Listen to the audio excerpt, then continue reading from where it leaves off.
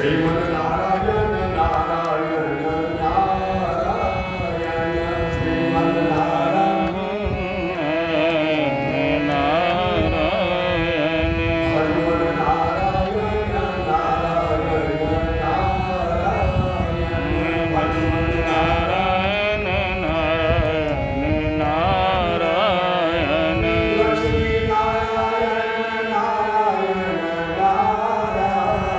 नारायण लक्ष्मी नारायण नारायण नारायण हरि नारायण नारायण नारायण हरि नारायण नारायण नारायण सत्य नारायण नारायण नारायण सत्य नारायण नारायण नारायण लक्ष्मी नारायण भगवान की जय गौरी शंकर भगवान की जय जय कान्हा श्री रामालीला साचे दरबार की जय एकादशी महात्मा की जय।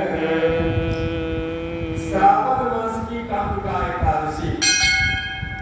अब महाराजा धीराज युधिष्ठिर भगवान कृष्ण से प्रश्न करते हैं, हे वासुदेव, आपको नमस्कार है, भूयो भूयो नमस्कार है, बार बार नमस्कार है। प्रभु, श्रावण मास के कृष्ण पक्ष में कौन सी एकादशी होती है, उसका वर्णन कीजिए। भगवान कृष्ण बोलते हैं, कहते हैं, किसको कहते हैं? भगवान कृष्ण किसे कह रहे हैं? कथा युधिष्ठिर जी को। युधिष्ठिर को, हे युधिष्ठिर, हे राजन, सुनो, मैं तुम्हें एक पापनाशक उपाख्यान सुनाता हूँ, जिसे पूर्व काल में ब्रह्मा जी ने नारद जी के पूछने पर कहा था, वही कथा आपको सुना रहा हूँ। नारद जी ने प्रश्न किया था ब्रह्मा जी से, हे ब्रह्मन, हे भगवान, हे कमलासन, मैं आपसे यह सुनना चाहता हूँ कि श्रावण के कृष्ण पक्ष में जो एकादशी होती है, उसका क्या नाम है, उसके कौन से देवता है, तथा उससे कौन सा पुण्य प्राप्त होता है? प्रभु, ये सब मुझे बताइए। ब्रह्मा जी ने कहा, हे नारद, सुनो, मैं संपूर्ण लोगों के हित की इच्छा से तुम्हारे प्रश्न का उत्तर देता हूँ।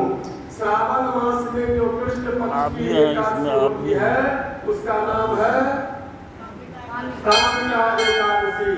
उसके स्मरण मात्र से वाजपेयी यज्ञ का फल प्राप्त हो जाता है। यानी इसका स्मरण करने से, मैं एकादशी करूंगी, एकादशी कथा श्रवण करूंगी, इतना सुनने से ही वाजपेयी यज्ञ का फल प्राप्त होता है।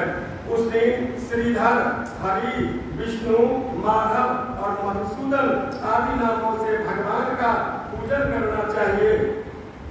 कोई नाम याद न रहे, उस नमो भगवते वासुदेवाय।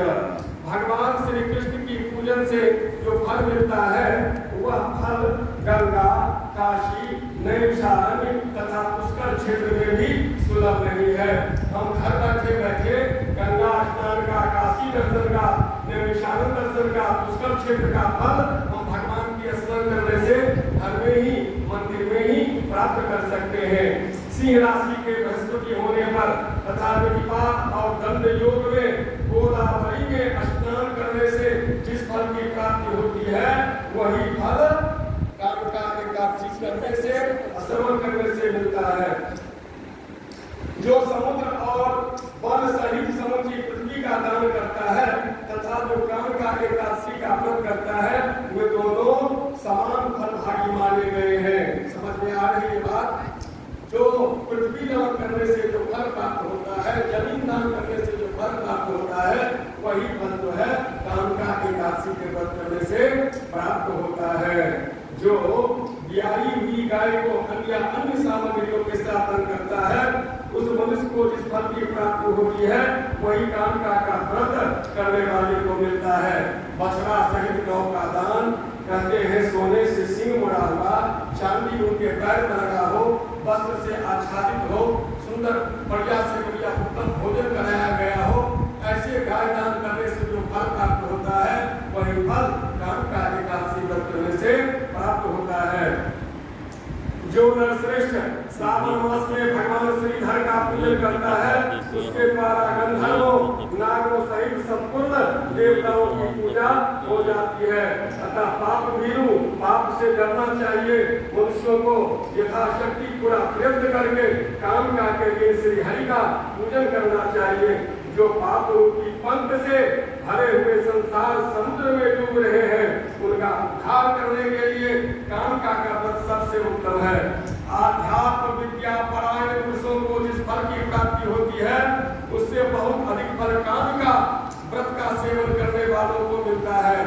कामिका का व्रत करने वाले मनुष्य रात्रि में जागरण करके नो तो कभी भयंकर यमराज का दर्शन करता है और नो कभी दुर्गति में पड़ता है। आगे सुनिए, लाल मणि, मोती, वैडूर्य, मूंगा आदि से पूजित होकर भी भगवान विष्णु वैसे संतुष्ट नहीं होते हैं जैसे तुलसी दल से पूजित होने पर।